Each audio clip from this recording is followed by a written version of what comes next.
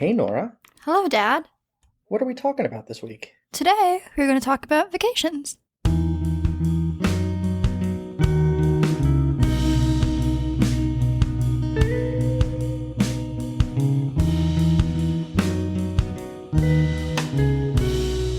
Welcome back to the Norah and Dad Show. As always, I'm Dad, and with me, I have... Nora. You have a good week? Yeah. Should we do a little mock trial debrief before we get into our topic of the week? No, thank you. No, thank you. You don't think your team did very well? That was the collective decision. I watched the competition. I thought you did fabulously. Thank you. I think you were the best. I mean, I'm incredibly biased, but I thought you were the best part of what I saw from your trial. I thought the other team that you were competing against was probably a little more, they were definitely more experienced, probably a little more polished too, I think. They seemed older. They were more mature. So let's back up. So it is a competition. You are going against another school, and there are judges with there are some actual real capital J in the black robe judges that judge these things, but for the most part they're either teachers from other schools, from other teams, coaches, or they're practicing attorneys that volunteer their time Or law students. Your particular round, there were two judges. There was a presiding judge and a scoring judge, and your presiding judge was just an absolute mess. I mean, it was over Zoom, and so we could see that his name. And so I Googled him while I was watching your competition because I was annoyed at his. I was just annoyed. And when I Googled him, the first thing that came up was the fact that he almost got disbarred 10 years ago. He lost his law license for a year. It was his third time he had been brought up on ethics charges. It's a competition, but it's also a learning experience for you guys. And I think lesson number one is they should not have lawyers with incredibly questionable ethics judging your competition. It doesn't send the right example to you kids. That, I don't know, I was very disturbed that somebody who was one step away from not being a practicing attorney anymore was allowed to judge your competition. And I know they have a hard time finding judges for these things, and I get it, but the baseline competency test for judging a high school mock trial competition should be not having your law license suspended.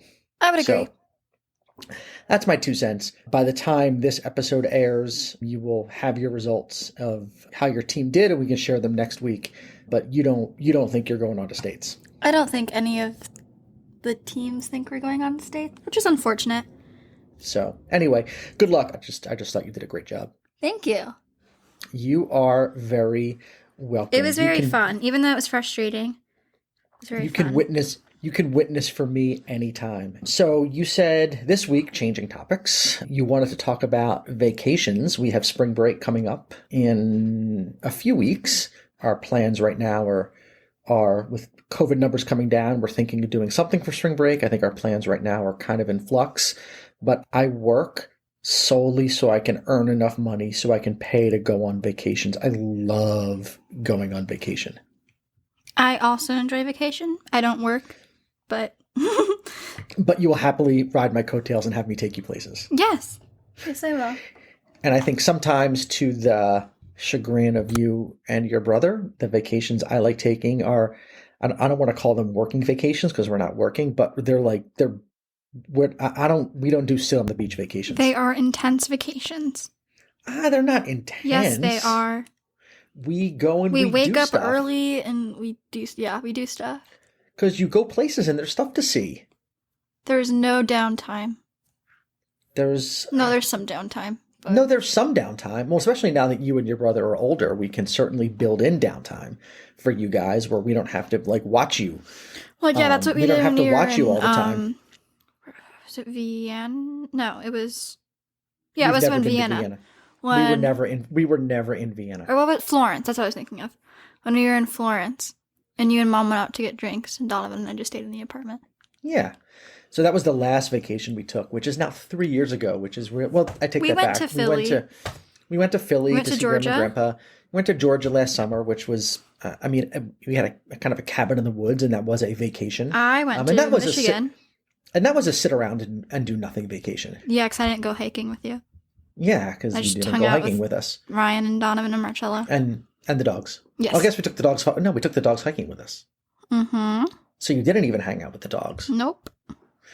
But the last big vacation we took would have been 3 years ago, coming up in March, was to Italy.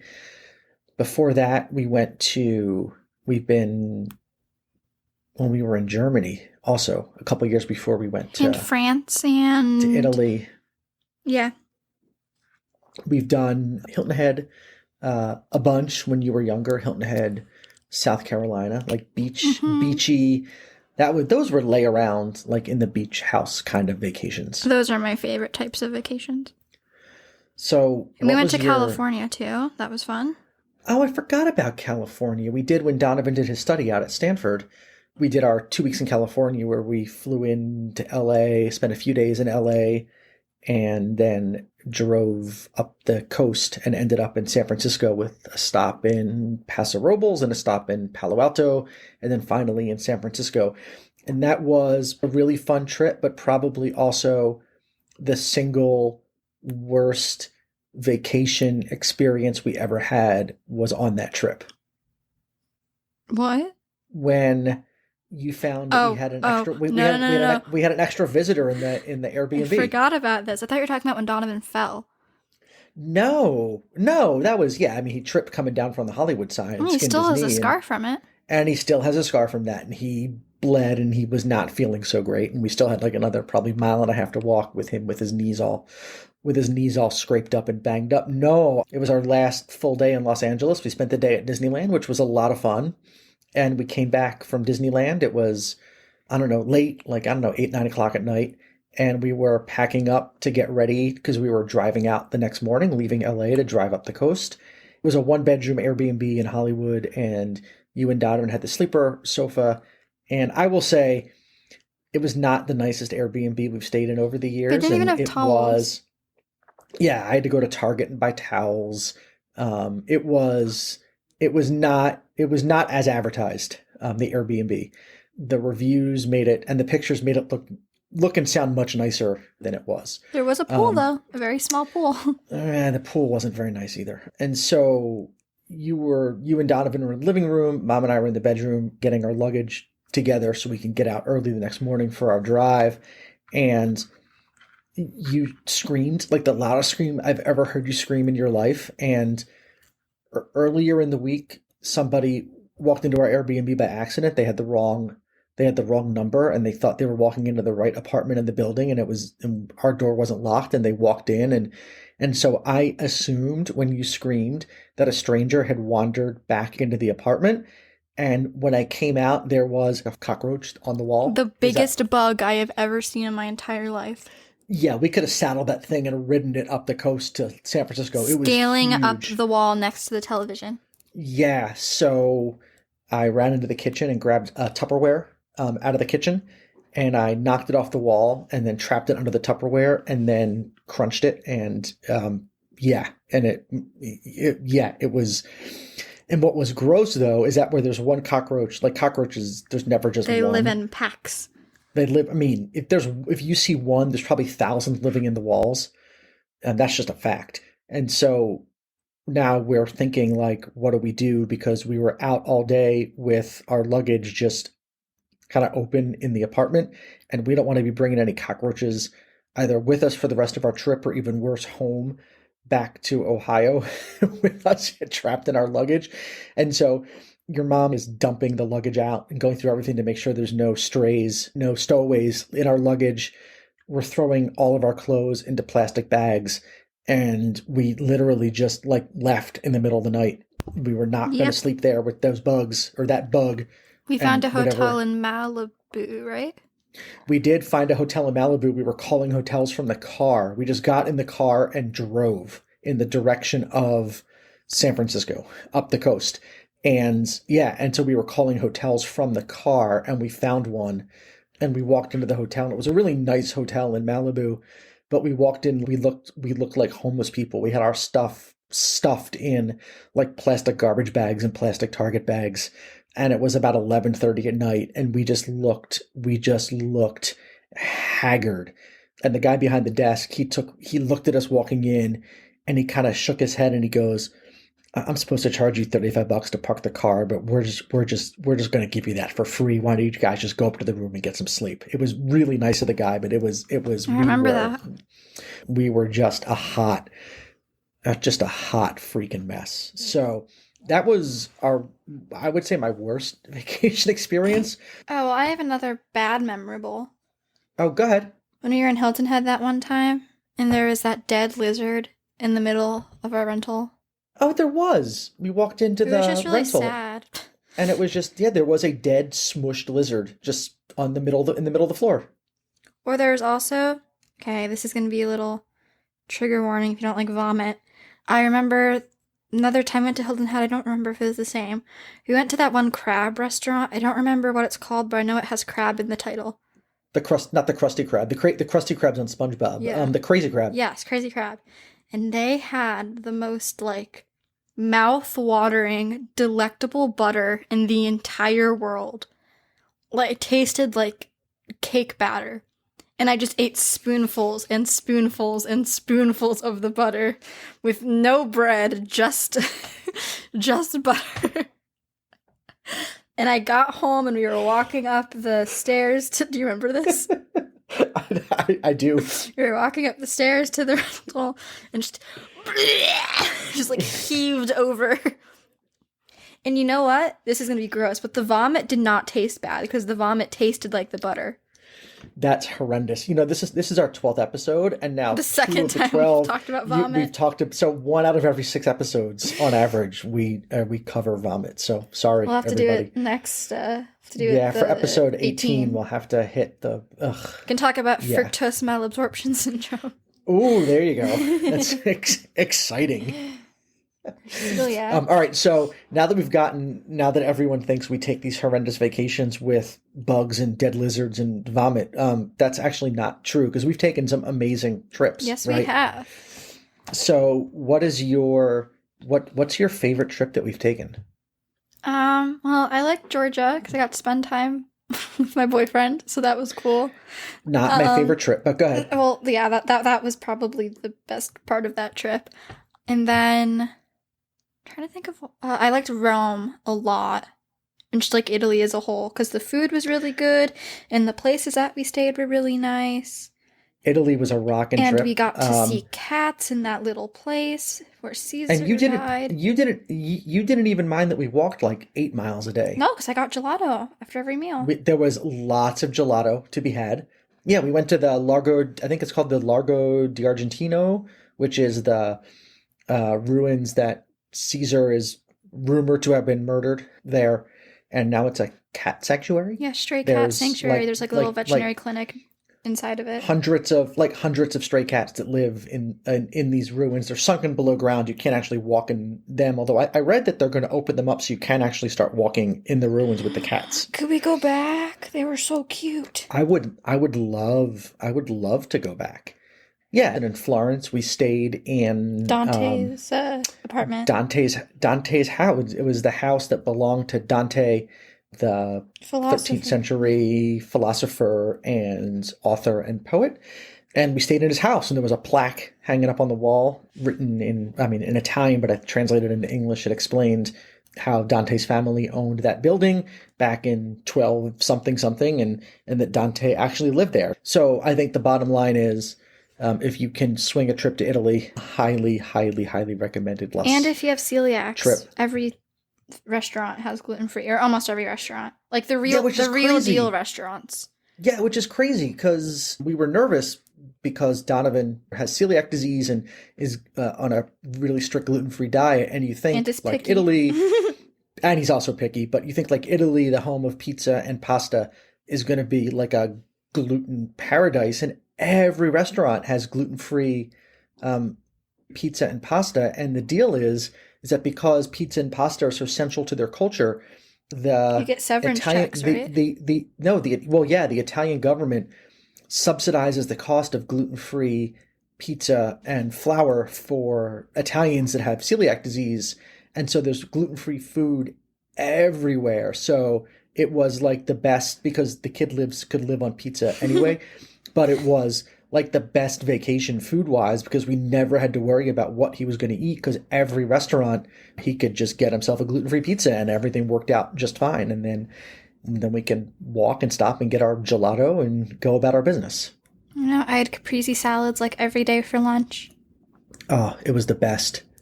Oh, can we go back to Italy? Yeah, I want to go to Yeah. France. We've been to France too. Yeah, When but we I speak visited French better now. when we visited Oh, I have our another vomit story.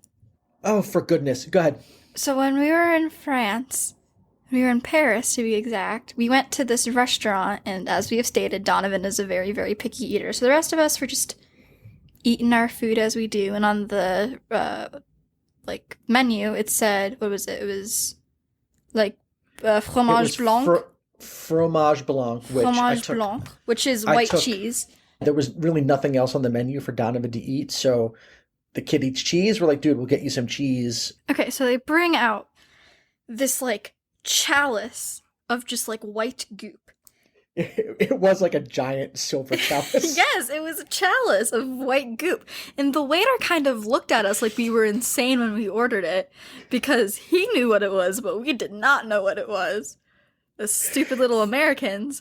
And Fromage blanc is basically like a more liquidy sour cream. I think what it is, it's I forget what that sandwich is called, but it's like the sandwich that it's like a toast with ham. Croque monsieur. Yeah, I think that's the sauce that goes on croque monsieur.